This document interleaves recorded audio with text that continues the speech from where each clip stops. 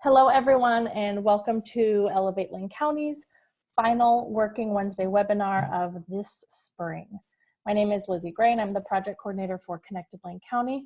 And today we are going to talk about searching for a job and applying online. I'm joined by Laura Vinson. Laura, would you like to introduce yourself? Certainly. Hi, Lizzie. My name is Laura Vinson, and I am a talent acquisition strategist with Lane County Government and Human Resources. Awesome. So while Laura leads us through this webinar, please go ahead and type in any questions that come up for you. I'll be monitoring the chat box, so I'll make sure that Laura sees all of the questions that you all have for her. So without further ado, Laura, want to take over? All right, Lizzie, thank you. Of course. So let me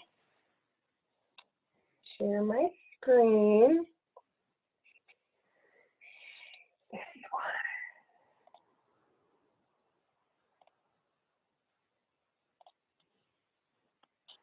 All right. So again, my name is Laura Vinson, and I work for Lane County and Human Resources.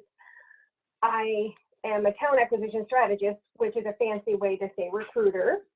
I have been a recruiter in Lane County for 16 years. And for those of you who are wondering what in the world is a recruiter is someone, there are a couple of different kinds of recruiters. And the type of recruiter that I am, I work for an organization and I find candidates to fill open positions.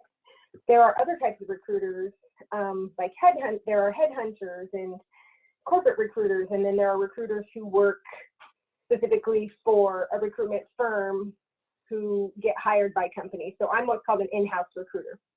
And I think for these Elevate Lane County presentations, I always try to share a little bit about my background, which is, as a human resource professional, I have an undergraduate degree in history with minors in geography and Latin American studies, and then I have a master's in business administration. All right, so the things that we will be discussing today are career search, connections, and networking. And those things are very connected. A career search is kind of the plan that you make to find a job. Connections are people that you know, or people you know that might know someone that has a job. And then networking is when you put yourself in situations to meet people that you don't know. So we'll talk a little bit about all of those things: career search, connections, and networking. So I like to think about career search in an interesting way. Hopefully a lot of people will think about it this way. So my undergrad is in history, right? So as a history major, research is my passion. Anytime anybody needs research done in our human resources department, they're like, "Hey, Laura, can you tell me something about this?" So if you think about jobs kind of in that way, that know that there are a lot of jobs out there, so you just want to research and find one that's a good fit for you. So the first type of research, and then I'm going to share a different screen here in a minute with some different tabs that I have open of places to look. But research is the best way to find job openings, and obviously the internet is the best way to do that research, as you receive so many results immediately. The trick to doing career or job search online is the phrasing that you use when you're doing that search. So if you're looking for a job in customer service, you might just open up Google Chrome and say customer service jobs near me is one example. So some specific career sites that I'm going to show you today are Elevate Lane County's website. I understand that they post jobs from all over the county on their site. Glassdoor. Glassdoor is a little bit unique in that it might not give you all of the open jobs, because for employers it's really expensive to use Glassdoor. But as a job seeker, you can go to Glassdoor and read reviews written by current and former employees and what they say about working for that organization. So I find it a very, very powerful tool because it's all anonymous. So a person can go on there and write a review, whether it's good or bad. It can't be taken down by the organization. So when employees have real valid kudos or real valid concerns, they can share on there, and then people can go read. Like maybe they don't read. So for me, recycling is a big deal. So I went on Glassdoor and they're like, they throw everything in the landfill. So man, I might not want to work there. But it's kind of a silly example, but hopefully it gives you the idea.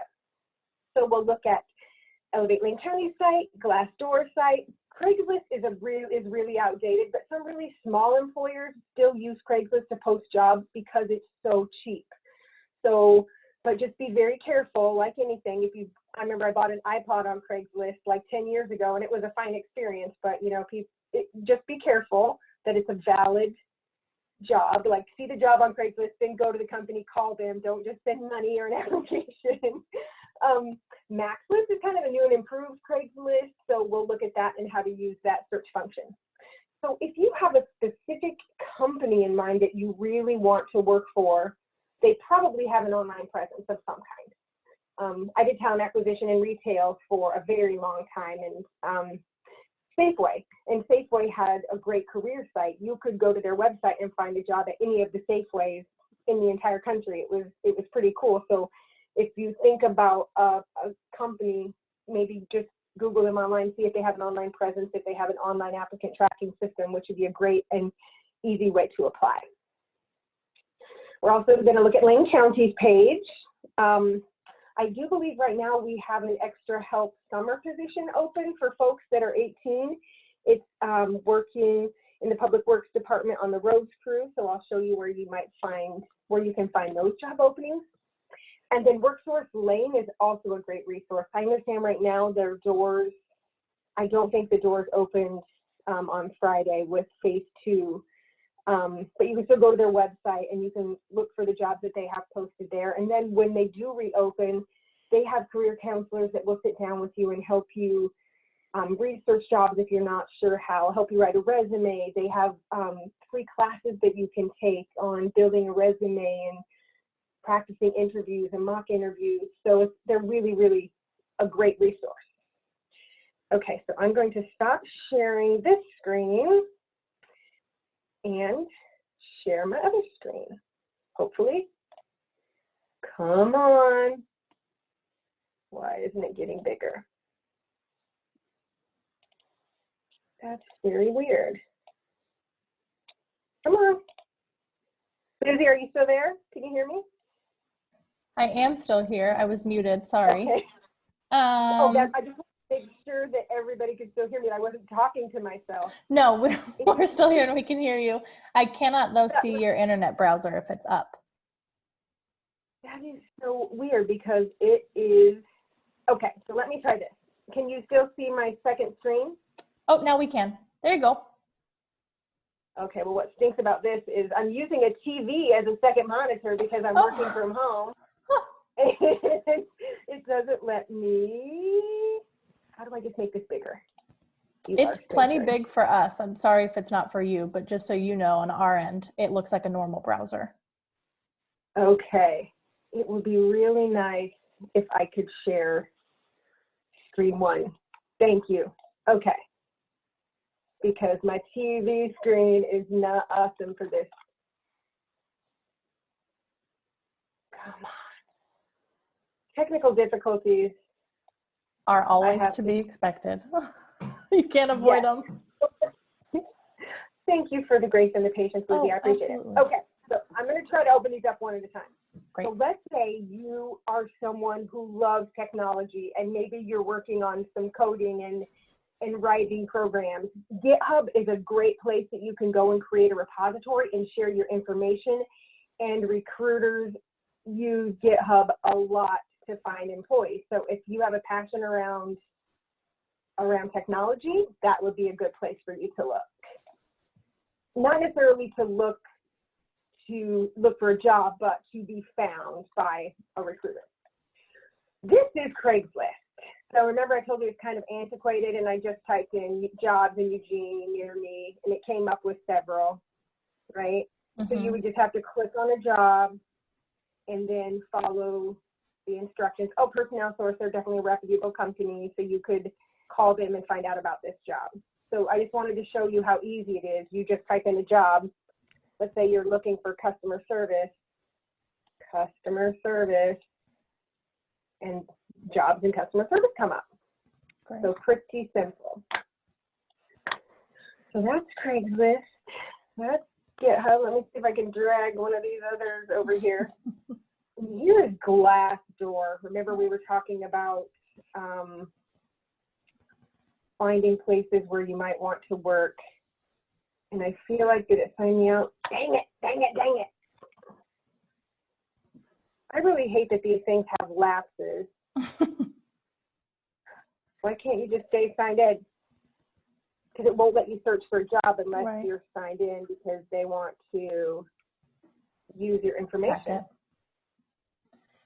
Glassdoor is such a good resource too for even if you do find a job to apply to, whether it's on Max List or on the company's website. I feel like everyone should be looking up any potential company they might be looking for on Glassdoor just to read about their reputation.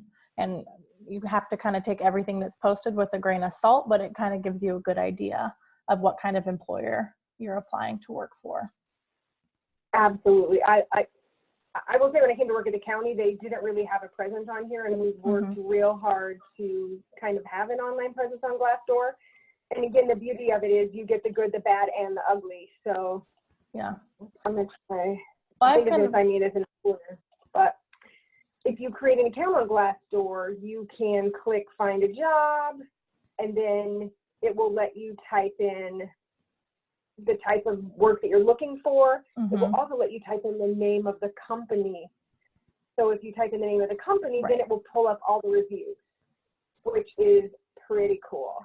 Do you think this is kind of a not job search related question, but if I was to read a review on Glassdoor that cautioned me or that worried me a little bit about a potential employer, is that something that's appropriate to bring up in an interview? That depends. That's a great question, Lizzie. So that would depend. If Glassdoor is like, so again, we talked about history and research, right? I know that I'm going to be able to find online anything that I need to corroborate my thoughts, my theory. So when I think of Glassdoor, if there's 100 reviews, 10 of them are terrible, 10 of them are great, and then the rest are kind of somewhere in the middle, I would believe the 80 that were in the middle more than I would the 10 really great ones or the 10 really bad ones. Right. So if I go, maybe this will let me look now. So let's just, you know what, I can't Google Lane County. Nice. Since I work there. Let's just see what jobs come up. See, all their jobs come up. Wow. And then if you wanted to look at salaries, you can enter what type of salary. And if I wasn't in here as an employer, you would be able to go to reviews. That's where you find the reviews that folks leave. So your account is specific to an employer? Yes. Yeah, that makes sense. So I'm going to try to share. I go to community reviews. Oh, great. So let's see what y'all think. So Lane County is a great place to grow. They gave us a 5 out of 5. Wow. 4 out of 5, meaningful work, good benefits, opportunities for growth and advancement, hard work, low pay. So we've seen a couple of really good ones, and then we see one that says, wow, mediocre, great benefits, leadership, not so much. So you see, I've gone in here and I've responded to everyone, and if they have questions, they can follow up with me. But that's what I'm saying is this website is really interactive, and it kind of gives you a good picture of, you kind of have to throw out the best ones and the worst ones, and then assume that those that are the most liked are probably true. So yeah, I love Glassdoor. Okay. I feel like I have a couple other ones open over here. Come on. That one. Here we go. Goodness, having to pull them over one at a time. Are you guys as irritated at me as I am? No, we're just getting a great look at that beach picture. Oh, this is Lane County's career page. So we don't have very many jobs open right now, but the one I did want to highlight was this extra help summer road maintenance position. So it just talks about the minimum qualifications. And what's great about organizations like Lane County that have these electronic application systems, you can from the system right here, you can just apply. Wow. So most organizations have an applicant tracking system like this, which makes it really easy to apply. I will say that a lot of companies use an applicant tracking system like this, and I would really encourage you to create a profile instead of just clicking on apply. So if I were to click on this job and then click apply right here, the information that I type in, it will not be saved in the system. It will only allow me to apply for that one job. Okay. So if you think you might be interested in working at Lane County, I know City of Eugene uses it. I know a lot of organizations use it. You might consider going in and creating that profile and then applying with your profile, which you just click on applicant login. And that's not just for Lane County, that's everywhere. And that's nice too, because you can upload your resume and also fill out all of the fillable fields, but it keeps a lot of your documents. It does, it keeps all of them, it will house them for you. So here's the new and cooler Craigslist Max list. So you see on the left side, it has jobs, internships, events, volunteer. So if I wanted to look at jobs in Oregon, and here's the keyword.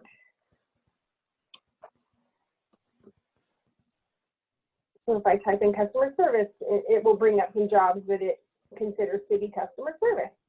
And they have an apply button. So you just click on the job and find out the information, and then you can fill out the application. Very cool. And you can even filter down further from customer service to a business area that you're interested in and location. It'll allow you to filter by position type, minimum and maximum salary, and what your experience level is. So this is a really nice tool to use when you're looking for work, because it allows you to do all this filtering. And again, the internet's going to do the work for you. Yeah. Which means they're going to show you the jobs that are available. When entering a salary, oh, sorry, Laura, go ahead. Oh, that's fine. I was just going to ask a quick question, because I'm sure a lot of students have not had salaried jobs yet.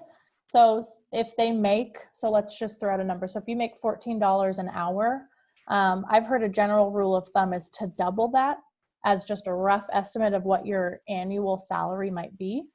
So if you make $14 an hour, it's likely you make around $28,000 a year full time. Have you heard that? That is not a way that I've ever thought about hours. I guess that's the old HR professional. I mean, so as an HR professional, I know that full-time experience is 2,080 hours a year. So that means 40 hours a week, 52 weeks a year is 2,080 hours.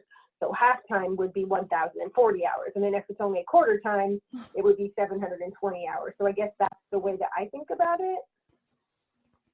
Got it. Does that make sense? It does. I'm just thinking of how to calculate a salary range if you've never earned a salary and instead you've just been paid hourly. But okay. So I guess you would just do the $14 an hour times however many hours a week you would be working, which you were right, came out at 280. So that's definitely a good way to do it that I haven't ever thought about. Well, there we go. I'm glad to hear that I've been doing it correctly instead of just making up numbers. It made sense. And the math proved it. So here's Elevate Lane County site where you can see that they list jobs. Again, you type in keywords and location, and I just keep going with customer service because who doesn't love helping customers? Oh, wow. Look at all those. That's great. Woohoo, Cafe Yum's hiring. My daughter works there. Oh, yay. So this is just another tool that you can use and look for jobs as they come open. The nice part too, not to plug our own website, but a really nice part about this is that we vet them personally. So we know that they are jobs that are available to recent graduates or to high school students. So you don't have to filter through a bunch of sites to see if you qualify. Instead, this is a nice little hub just for students. That's really nice. So I feel like it's kind of interesting when you go to career pages like these, they don't always list the pay rate, but you can always assume that they will pay at least minimum wage, which is $11 right now. So if it doesn't have a wage listed, you can assume that it's at least that because that's the law. And they always list qualifications that they're looking for. I think that's something that folks run into a lot is when you don't have a lot of experience, it's hard to get experience. Mm-hmm. And then people get sucked into this whole applying for a bunch of jobs that they're not qualified for, and then they get discouraged. I've seen that happen. So I think the qualifications section is always really important to look at. And I'll say at Lane County, it happens all the time. We have people that I'll call blanket appliers that literally apply for every position that we post and never look at the minimum qualifications. Like they're applying for doctors or nurses and engineers, and they have a bachelor's degree in botany or something. So I think it's really important when you're doing career search to look at qualifications and then think about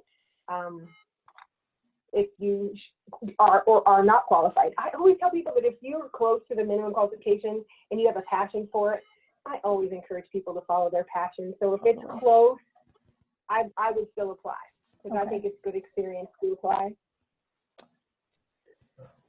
Okay, Laura, did you have any more websites I wanted to show? I think that was all of them.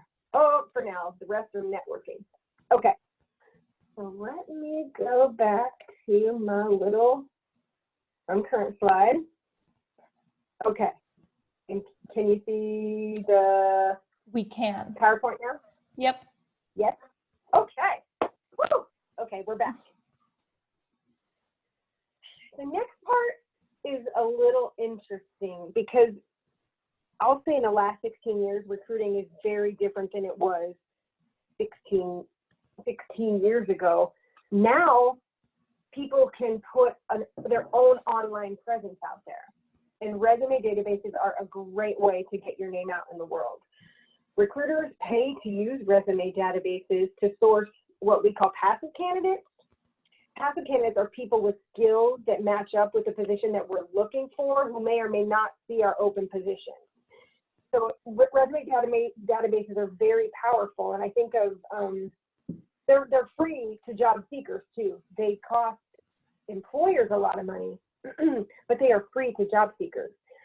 Some of the big ones I can think of, Indeed, Career Builder is my favorite. I have a big subscription with Career Builder because they have so many resumes from all over the world with people from all different experience levels and backgrounds. So if you're just getting out in the world and a resume database might be a great place to start. I would encourage you to spend some time working on your resume and make sure that it's thorough, that it doesn't have any typos. When you're using resume databases, don't put generic cover letters in there. I see this all the time. People will have applied to a job through Career Builder and left their cover letters in there. It just looks weird. So databases are amazing because, so for example, how I use a database, I'll open up my Career Builder account and I'll type in, I'll just say registered nurse because that's easy because it's very specific certifications, very specific experience to be a registered nurse. And it will show me all the people that have listed their resume in the last 6 months in that zip code within 50 miles. So resume databases are a great way to get your name in front of recruiters and employers. Another great thing I think for people that don't have a lot of experience are staffing agencies. And I feel that staffing agencies, I've never been a recruiter at a staffing agency. I've never worked for a staffing agency, but at the county, we use staffing agencies sometimes to hire people in a very short amount of time with very specific skills. So staffing agencies might be a great way to get experience where you don't have to be job hunting all the time. Like you'll apply to them, you'll tell them what you're interested in, they'll put you in their database, and then when employers call them and they're looking for people with specific skill sets, availability that will work for this amount of money, then they might call you and say, hey, Laura, we have this job, are you interested? And then basically you can start like in 2 days. So staffing agencies, I think, are really powerful, especially when folks are trying kind of new at work. It gives you some experience. Is staffing agency synonymous with a temp agency? Is that the same thing? Yes. Okay, great. Yes. Yes. I will say we tend to use staffing agencies as opposed to temp agencies because the temporary help that we typically need is very specialized. It's like, Right. I need 10 nurses tomorrow. Mm-hmm. But staffing agencies are, I think about manufacturing and production and distributors, you know, all of a sudden, and I think about farming. I just read this great article about farming earlier, and you get a crop in and you don't have enough people to pick produce or to package produce or whatever. I mean, maybe you only need somebody for 2 days, but you can get that experience and you get paid very quickly. The staffing agency pays you. So how the relationship works, you work for the staffing agency, the employer pays the staffing agency pays you. So it's not, I think there's school of thought out there that's really hard to get paid through staffing agencies. Not true. Or temp agencies, not true. I feel like professional headhunters are looking for very specific people. I think we use a recruitment firm for our director level position. So those people that are being headhunted or using a headhunter have a lot more experience than I thought we're talking about today. So I'll skip that part. So when we think of online presence, think about, I don't know if maybe this is a thing with young people now that you Google yourself and you see what comes up. But I do think it's important you start creating your online presence for employment, that you think about how your presence on social media might impact that online presence for seeking employment. So I just always like to throw it out there. And also, online is a great tool. So you don't have a lot of experience, but maybe you're great at something. You can create blogs, you can create YouTube videos, you can create all kinds of things and then get your own like little mini free blog site and share that with employers where they can just go and have this entire portfolio of things that you've done or you're thinking about doing. And again, we talked about GitHub, Reddit, where you can just go and post content and people can comment and share it. So when I think about online presence, it's about that whole package towards that one goal of seeking employment. So that's all I meant by that. And I think with that online presence, think about if you're applying for jobs, what is your email address? People are gonna email you. So I just like to remind folks, professional emails, some version of your name is great. Also voicemail messages. If you look at their job, people are going to call you. So think about that message that they're going to hear when your phone rings. Those are also a little bit in that presence category I just like to share. Mm-hmm. Okay. And then this is the last slide, so hopefully there are a few questions. So networking, I know it sounds like a very, very, something old people do, right? And I will say that is not true. So when I think of networking, like when I first became a recruiter, there was no school on how to be a recruiter, so you kind of had to figure it out for yourself. And one of the things I did that was really successful was just show up at events, chamber events, community events, and I'd always take business cards and just, hi, my name's Laura Vincent, I'm a recruiter for so-and-so. We're looking for people that can do this. Do you know anyone? So it's just this kind of low-key opportunity to meet people that have maybe similar interests and kind of get your name out there. I know there's a lot of talk about the hidden job market, those jobs that we find out about just because we know someone. And I think that there's a percentage of jobs out there that's the case. At the county, I wouldn't say that's the case. We have this very regimented, structured, rigorous process, but a lot of organizations have that little bit of, if you know someone that would be great, hey, put them in touch with me and I'll talk to them. So when you're thinking about networking, you just have to show up, make sure that you're dressed presentable. Maybe you have a couple copies of your resume. And if you meet someone interesting, I would think about that elevator pitch, right? Have that 30 seconds. Yeah, my name's Laura, I'm a recruiter. I'm really looking to do blah, blah. If you were to meet Bill Gates in an elevator, would you just let him walk out without pitching him your one great idea? I certainly would not. So just think about what you could share with others at an event that might put you in touch with your dream job. So, for example, I follow a lot of other recruiters, professionals, people writing content about recruiting. I follow people on social media with similar interests. I attend networking events like chamber events. I attend all the Elevate Lane County events and many others. attending career fairs is also networking. So, right, you show up at a career fair and you've got a copy of your resume and you're just getting to meet all these people that have jobs. So that's what career fair is, also networking. So you can call it whatever you want. That's just the term that I've always used. And I also think volunteering is networking. If you're interacting with other like-minded individuals who may in the future hear or know of a job and think of you, that's networking. So if you're not quite at a place where you're ready to look for employment, that you have a passion around a topic or a cause, I really encourage you to try to get some volunteer experience in that area, because I think you'll be surprised at how much that experience will help you going forward. It's never too early to start networking, so it's never too early to start going to job fairs. I know there are community job fairs all the time, even if you're not looking, but it's still interesting to go and watch and see how people interact so that when it's your turn to go, you'll be prepared. Right, and you may not be looking, but you might stumble upon a job that you had no idea existed and is something that you might like to do. I love that. That happens. I feel like that happens to people all the time. You hear about it all the time.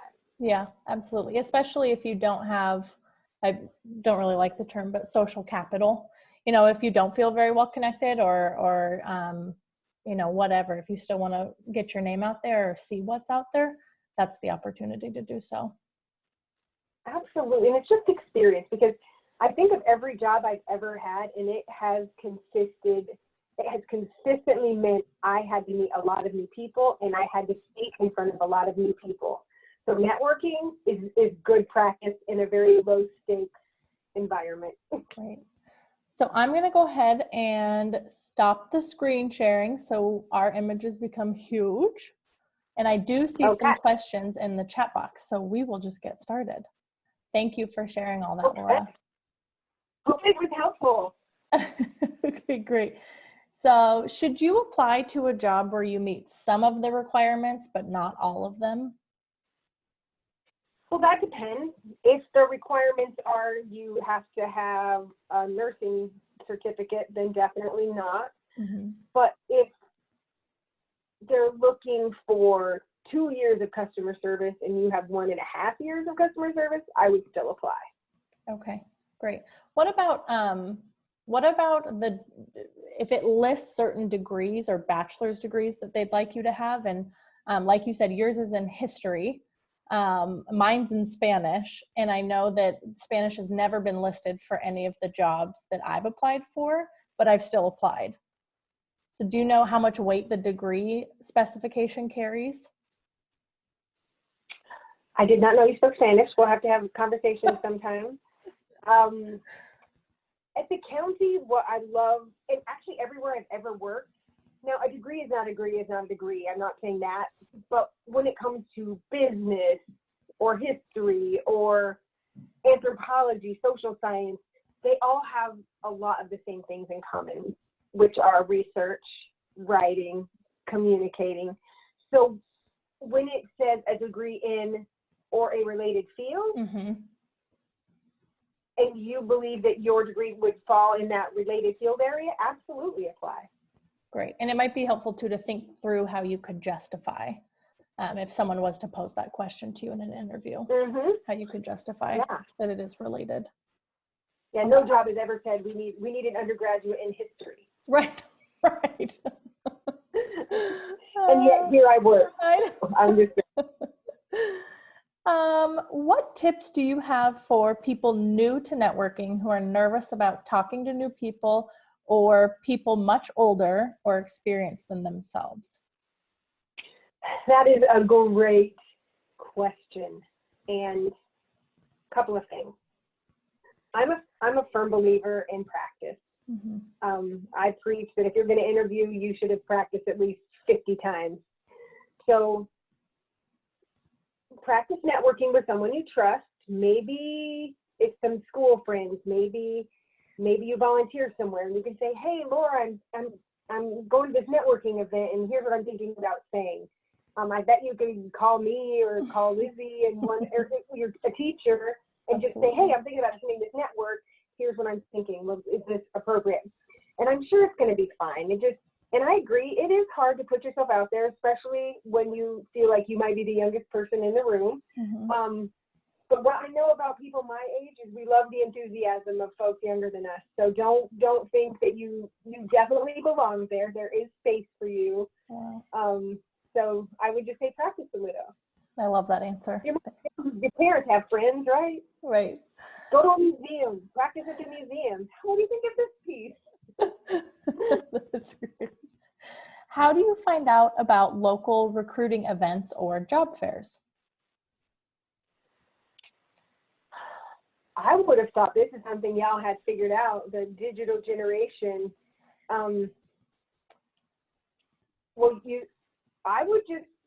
So I think Eventbrite is a good one. You can just type in events near me, Meetup, Google Meet. I think you could just type in career fair events and then put in a date, and I think it would come up. So again, it just comes down to that research because it's literally all right here at the fingertips. Yeah. It's just putting the right words in the search bar. Yeah, absolutely. And I bet you could do the same. I'm not too well versed in Facebook because I haven't had one in a long time, but I'm sure you could search Facebook events to see if there's anything happening, or the Chambers page, or I would exhaust some social media outlets for sure. Next question, what's a reasonable time to wait before reapplying to a position if I don't hear back, or should I not reapply at all? I think 30 days.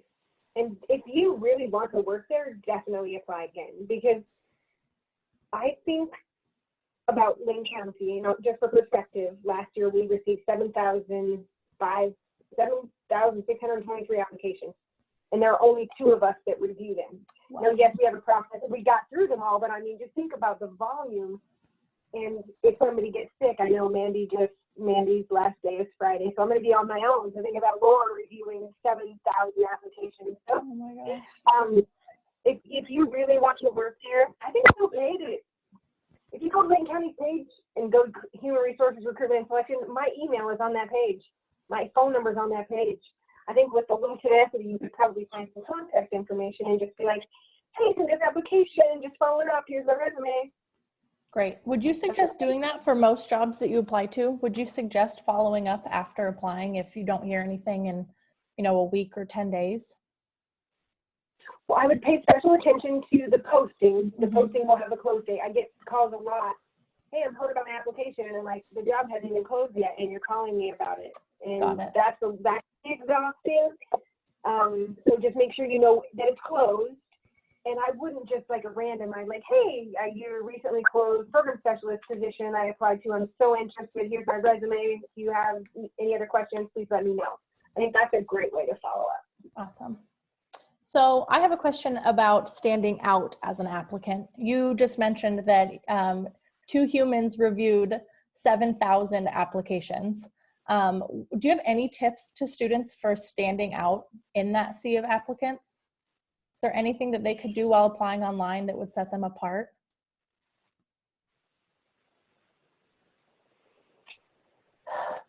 So this is an interesting question to me because and I've worked at several places, and I will say that the process is different. Now, when I worked at Safeway, every applicant had an opportunity to stand out because we were constantly hiring, right? Just constant. And I always found the ones that stood out to be the ones that, it's filled out completely. I mean, they've used appropriate punctuation and grammar and add all the attachments and didn't say, see resume, like it's all filled out. That is what recruiters want to see. But at the county, it's hard to stand out at the application stage because of the way our process is set up. If you meet the minimum qualifications, and you move forward. So the county position specifically, except for the extra help position that we're talking about, and they've only had 7 applications, so they really need folks. So hopefully you can there are no supplemental questions, and they typically interview everyone for those extra help positions. So it's kind of it depends on the position and the department on how to really stand out from a sea of applicants. But I really do think that filling it out in its entirety and paying attention to special instructions and details and punctuation and grammar. I would say less than 50% of applications that we get out of those 7,500 actually do that. Wow. So then maybe that's the reverse answer to that question is do these things so that you're not automatically booted from the applicant pool. Okay. Question about networking again. What if I'm a young person and I want to network or I want to attend those networking events and I don't have business cards? Is it appropriate to bring a resume in place of a business card, or should I handwrite a few? That's a great question. And it would depend on the event. Now, definitely at career fair, you definitely always take resumes. If it's any type of college, career type event, yes. But I can see how that would be, I would be worried about everyone's safety if they just went and handed out their resumes to random people. So, we definitely always want to be safe. But if you make this really great connection and you're talking about employment and like, I want to mentor you, or there's some established contact that you want to stay in touch, absolutely give resume. Or see if they have a business card. Hey, I don't have, I'm 16, I don't have any business cards, but if you have one, I could get in touch with you. Yeah. I think it's better. That's a great suggestion. I didn't even think of that. Yeah. Yeah, no kidding. And if you were to bring a resume, I'm sure that you could create a version that does not have your address and maybe your phone number on it, maybe just an email. That's an email. Thank you. Yeah. So you mentioned Craigslist briefly, and I really appreciated that you brought up kind of the safety aspect of just being alert while going through Craigslist that anybody can post on Craigslist. Is there anything, truly, is there anything, and we know when selling and buying furniture and other things on Craigslist to be really safe, but a job application feels just a little bit different. Is there anything that you think students should be on the lookout for that might tip you off that this is bogus? You mentioned following up with the company over the phone to make sure that the ad is actually theirs. And you also mentioned that they should never ask you for money in a job application or in a job posting. Mm-hmm. But is there any, I immediately think of social security numbers if they're asking for that type of information. No. If it sounds too good to be true, Lizzie, it's probably too good to be true, is the philosophy that I live by. That's great. Okay? It's got me this far. If it sounds too good to be true, it's probably too good to be true. So you can call the phone number and see what the message says. You can look up their website. If you can't find them, call the Better Business Bureau. Call the chamber. Mm-hmm. Hey, I saw this job posting. Safety first. It's really important that you make sure that you're not going to go somewhere and they're going to harvest your organs. Yeah. So, yes, please don't give out personal information unless it's verified. Okay, great. I'm going to do just a quick last call. If anybody has any more questions, go ahead and type them in ASAP. And then I thought too, we didn't talk too deeply about Indeed, but is that another resource that you would suggest? Yeah, so Indeed is one of those resume databases that if you put your resume in, they post jobs. So employers post jobs there, employers pay to post jobs there, they pay to review resumes. So it's a great place to be found for positions. And the one thing I forgot to mention, and I'm so sad, is LinkedIn. I know as you get out of high school and are moving towards your career as a human, most human professionals use that platform called LinkedIn. It's a great place to learn things, to meet like-minded people. It's a great place to find jobs. So I just think LinkedIn is a really powerful platform to be a professional, but it's really important to understand what it's meant for, and that is to share opportunities. It's not like Twitter, it's not Tumblr, it's not Facebook. So. Right. Do you think that most employers, when reviewing job applications, if they narrow it down to a few candidates, do you think they're looking at your LinkedIn profile? They say no, but I imagine yes. Yeah, that makes sense. Just kind of like Googling your own name just to see what's out there. Make sure that, yeah, your social media accounts are private. not public. Things of that Mhm. nature. Alrighty. I'm a big fan of LinkedIn. You can connect Yeah. with people throughout the organization, globally. It's pretty cool. Yeah, valuable resource for sure. I don't see any more questions in the chat box, so you must have answered them all. Thank you everybody for attending. Thank you so much, Laura, for giving us this time and all of those valuable resources. Absolutely. Alrighty. Well, everybody have a great day. This kind of wraps up Working Wednesday webinar. So we will see you in the summer and in the fall. Bye. All right. Thank you, Lizzie. Absolutely.